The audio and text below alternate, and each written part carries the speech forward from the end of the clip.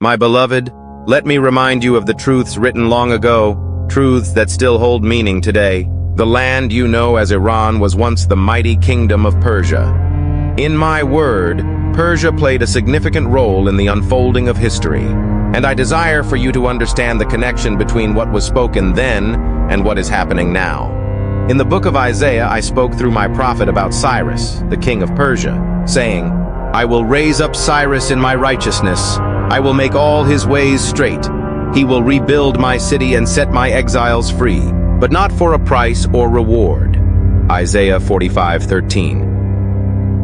Do you see how I used this leader from Persia to fulfill my purpose for my people?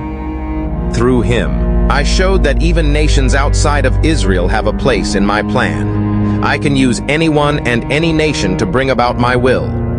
Even now, I have not forgotten the people of Iran. They too are loved by me and are part of my purpose.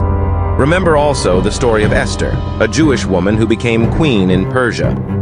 In the book of Esther, I used her to save my people from destruction, saying through her uncle Mordecai, who knows but that you have come to your royal position for such a time as this? Esther 4:14. I remind you that no situation is beyond my control and no nation is beyond my reach. I raise up my people in every land, even in the most unexpected places, to bring my truth and salvation. Iran, like Persia in ancient times, still has a role in the unfolding of my plan. In the book of Daniel, I revealed visions to him while he was in the Persian Empire, and it was through Persian kings that my people were allowed to return to Jerusalem and rebuild the temple. Daniel 9:25. The forces of light and darkness, the kingdoms of this world and my heavenly kingdom are still in conflict, but know that I am sovereign over all nations. What you see today in the land of Iran is not beyond my sight nor beyond my control. There are believers in that land and I see their hearts. Pray for them, that their faith will remain strong, for I am with them as I was with Daniel in the lion's den.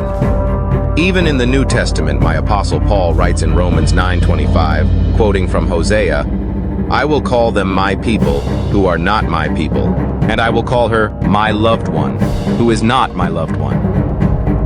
This was written to remind you that my love extends beyond borders and boundaries. The people of Iran, like all people, are invited into my kingdom. They are not forgotten, and many will come to know me. My child, when you think of Iran, do not think only of the headlines or the tensions of this present time. Think of the history. Think of my eternal plan. As you pray for that nation, remember that I am still at work, bringing salvation and hope where there is darkness. Pray for the people of Iran to encounter me, the true and living God, just as I have revealed myself throughout history. Do not fear what the world may say about nations and kingdoms, for I have overcome the world. I said in John 16:33, in this world you will have trouble, but take heart. I have overcome the world.